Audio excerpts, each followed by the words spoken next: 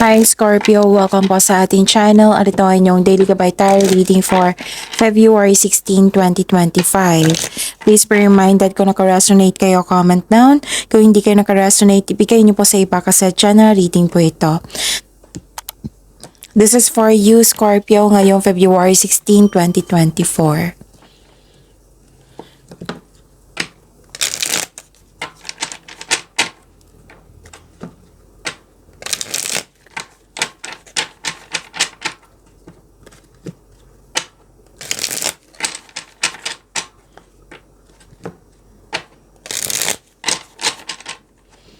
Para po ito sa inyo Scorpio ngayong February 16, 2025. Maraming salamat po sa inyong patuloy na suporta at maraming salamat din po sa mga hindi nag-skip ng ads. Gamitin ang reading na ito bilang gabay lamang sa mga hindi pa nag-subscribe. Subscribe niyo po kayo at click bell notification para malaman niyo na may bago tayong video. Para sa mga gustong magpa-reading po, may lumabas dyan sa screen niyo ngayon. Panoorin niyo po at sundin ng instruction. Spirit Guide, mga ganap pa para kay Scorpio ngayong February 16, 2025. I need 3 cards po.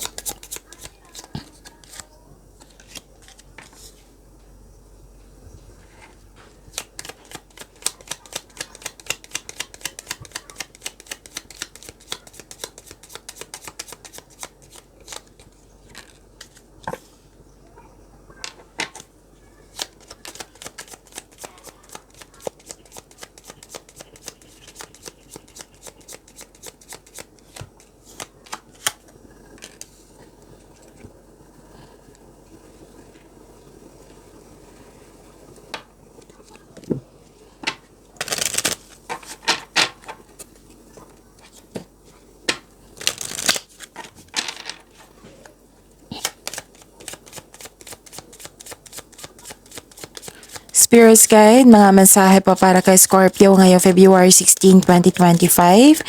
I need 2 cards po.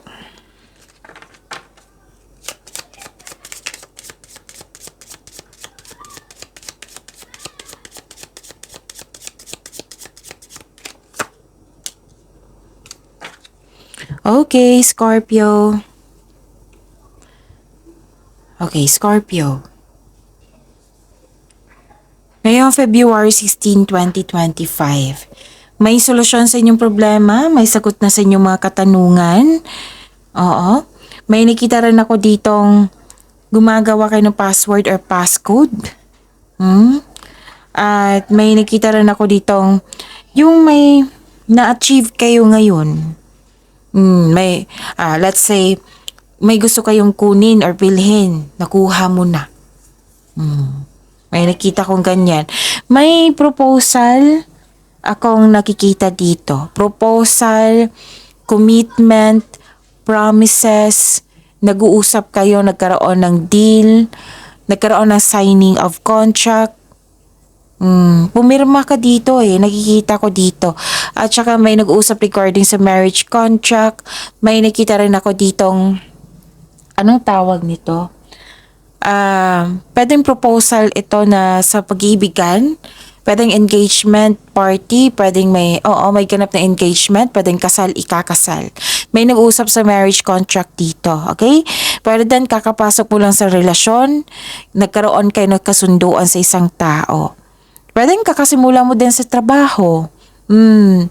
Tapos, may importanteng ganap ngayon regarding sa passion mo. May importante din na kayong desisyon ngayong araw na ito. Mag-ingat lang po kasi parang nagalit kayo dito kasi nasaktan kayo kasi pwedeng na may nag-provoke sa iyo yung nagkaroon kayo nag-argument. Okay? So, embrace healing. 1414. Healing is taking place in your life. Allow it to bring positive transformation. Wow, positive transformation. Claim nyo to. Inner harmony. Seek inner harmony and balance. Your inner world reflects in your outer reality. Spirit Guide, ano po yung energy ni Scorpio ngayong February 16, 2025?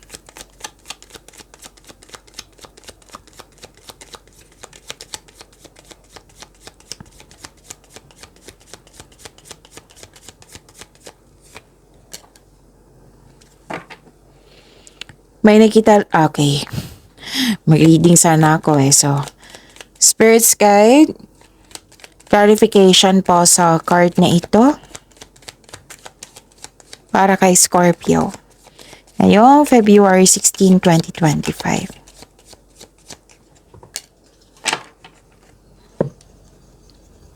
Basta accomplishment nakikita ko dito. Kung may narinig kayo or may nakita kayong repeating message, okay, kung may narinig kayo ha or may nakita kayong repeating message, meaning to say pinupush ng cards nyo yan kasi ang ilan sa inyo hindi pa binigyan ng atensyon. Na kung maaari din po, bigyan nyo po ng solusyon at aksyon. Remember, Scorpio, at the end of the day, alam mo na ikaw lang taong may kakayahan at responsable na gumawa ng sarili mong katotohanan at kinabukasan. So ano yung energy ni Scorpio? Nakita ko dito na nagkaroon po ng truth-seeking, assertiveness, yung nanindigan kayo sa inyong desisyon. Actually, nasunod yung desisyon mo dito. Nasunod yung gusto mo. So, panahon na para umaksyon kung alam mong nasa tama ka. So, this card ay sumisimbolo ng katapangan at confidence. So, this card tells you to be careful sa mga ginagawa at pinipiling desisyon. At makinig din po daw kayo sa inyong intuition. Oo. May nakita ko ditong pwedeng nag-offer sa iyo, offer, proposal, or may bagong tao. Kahit kilala nyo ito, alamin kung totoo ba yung sinasabi niya, kilalanin ng mabuti yung tao. Yan yung mensahe ng card nyo po. Kasi mabilis. Mabilis ang pagdating niya, pwede. Mabilis yung offer niya, pwede. Basta kilalanin mo ng mabuti. Kung bagay ito, offer to, proposal ito, alamin nyo kung totoo ba yan or hindi. Kumbaga, pag-aralan nyo. So, ang pagiging mas paninindigan at nakatuon sa inyong layunin, pwedeng project po, magdadala ito ng pagbabago sa inyong trabaho. Oo. May nakita kong away dito. So, nag-clarify siya dito sa oracle cards nyo. At dito then, argument. Oo, ihandang sarili. Tapos, may dumating na pwedeng hinihintay mo ito or unexpected po. Basta may dumating na isang balita na bibigyan mo siya ng agarang action or reaction. Ang ganda nito, Scorpio, kasi pagbubunga. Pagbubunga ito, abundance and success. So, claim nyo ha, Scorpio, ang ganda nito. Pwedeng, kasi may nakita kong pagbubunga. Pagbubungang mabuti po. Na parating or dumating na. Pwedeng bagay or pwede din tong pagbubuntis. May nakita nga ako fertility dito. So, kung ayaw nyo mabuntis, then protect yourself. Pwede din sa isang bagay to, pagbubunga sa isang bagay. Kaya nga masabi ako kanina na abundance and success. So, claim nyo po. So, be happy with the results of your action. Pagbubunga harvesting to, abundance kasi. So, claim nyo po. Okay? And, may parating na, wow.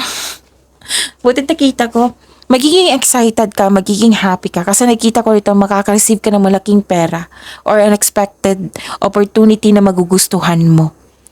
Excited ka dito pero kailangan ng mahabang pasensya.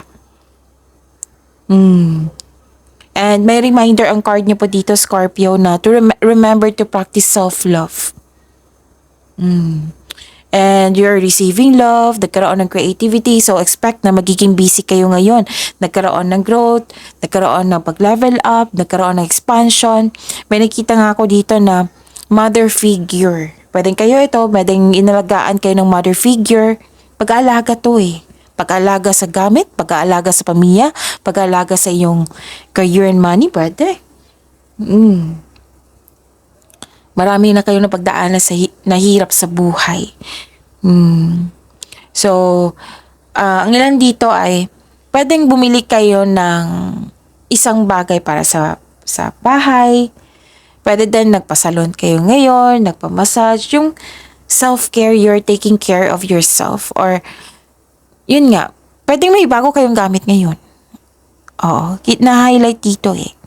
And kitang-kita ko yung happiness mo dito, Scorpio. And I'm happy for you. Deserve mo ito. Tapos, pwede din nag-take time ka sa inyong nature, nagkaroon ng pleasure, nagkaroon ng development, success. Okay?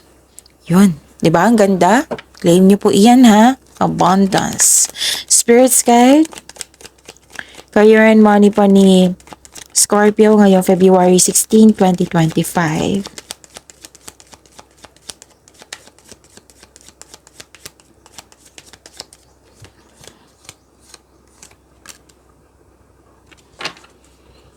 And the clarification of this card po.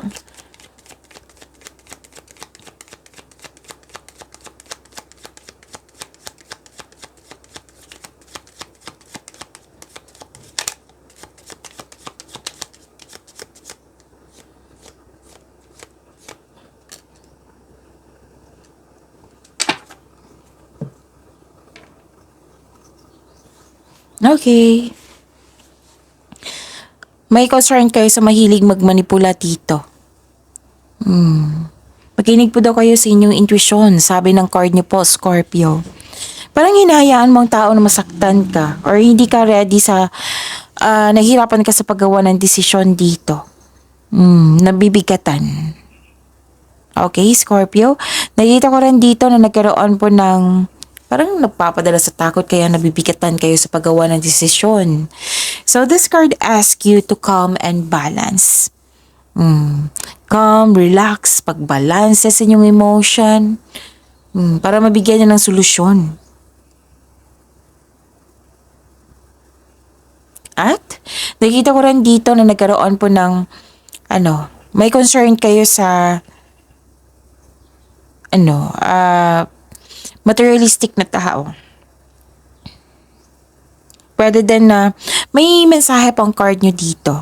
Nakikita ko kasi dito na sobra kang nag-focus sa paggasta sa material na bagay. Kung hindi ito concern sa iyo, pwedeng concern mo sa isang tao. Pwede din nagkaroon ng insecurity kasi walang enough na time para sa inyong sarili. So, yun ha, naka-highlight dito, nagkaroon ng sobrang focus sa wealth and possession. Pwede din sobra sa paggasta, pwedeng sobra sa trabaho. Dalawang card na po nagsabi dito na mag-focus po daw kayo sa emotional and mental stability. Kailangan nyo po mag-relax and makinig sa inyong intuition. Now, kung ikaw ay bago pa dito, kung hindi ka marunong mag-connect sa inyong intuition, i-search nyo po sa Google on how to connect your intuition. Kasi marami pong paraan yan. You need to relax, ha? Okay? Ano pa? Save money po, sabi po ng court. Kasi career and money to, diba? So, save money. Mag-iingat sa kaperahan po. Okay? Spirits guide. Love life, self-love, partnership, and romance ni Scorpio ngayong February 16, 2025.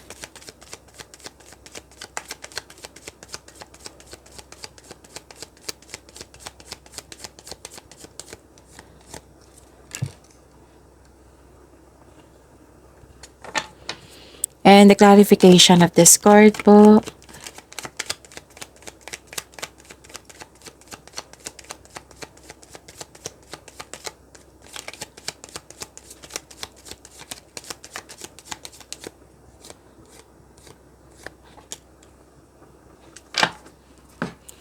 Maraming salamat po sa patuloy na tiwala at suporta sa ating channel.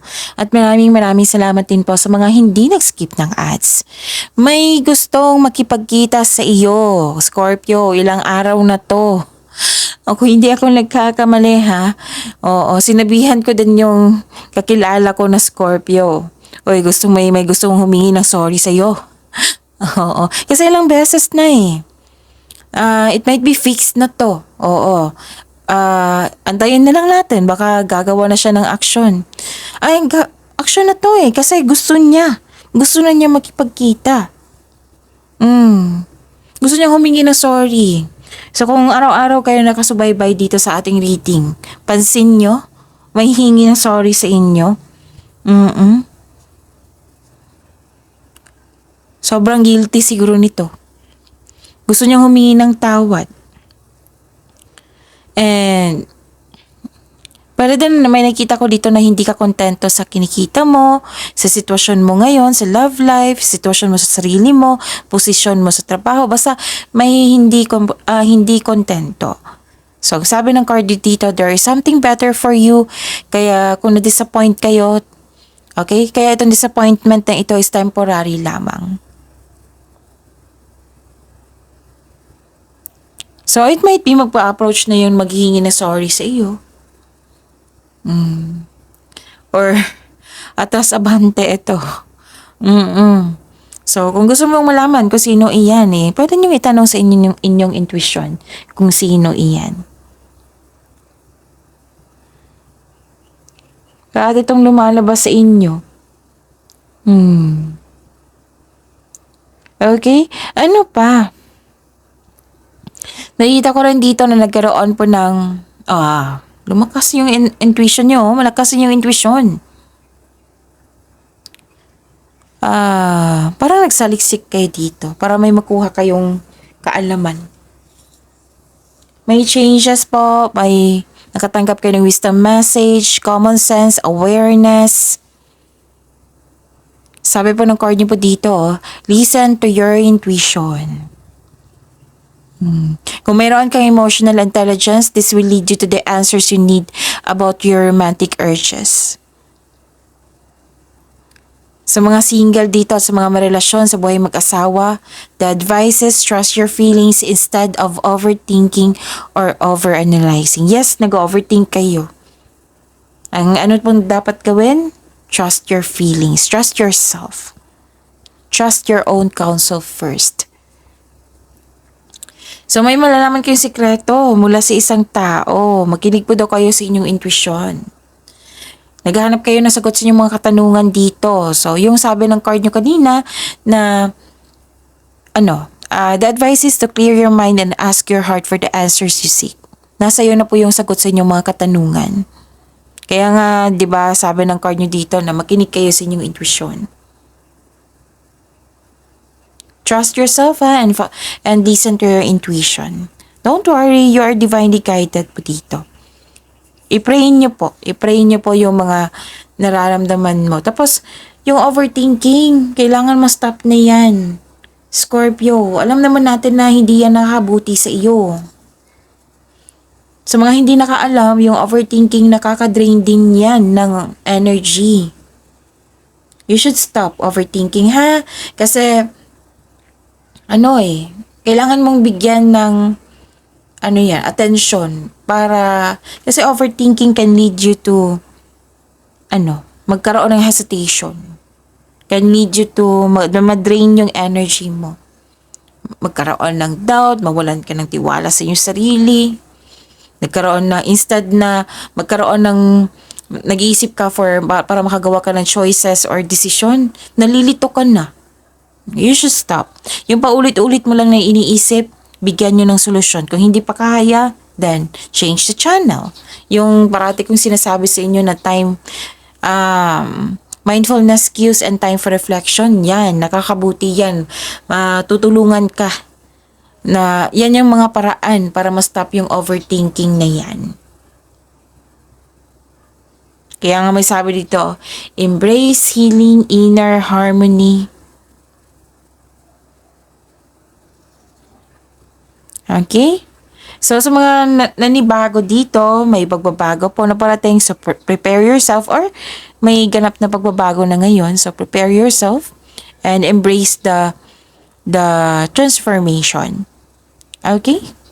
Pagyamanin niyo po yung blessings na binigay sa inyo, Scorpio. See you tomorrow. Please like, subscribe, and click the button for notification para updated po kayo sa daily tarot reading natin. Maraming salamat po.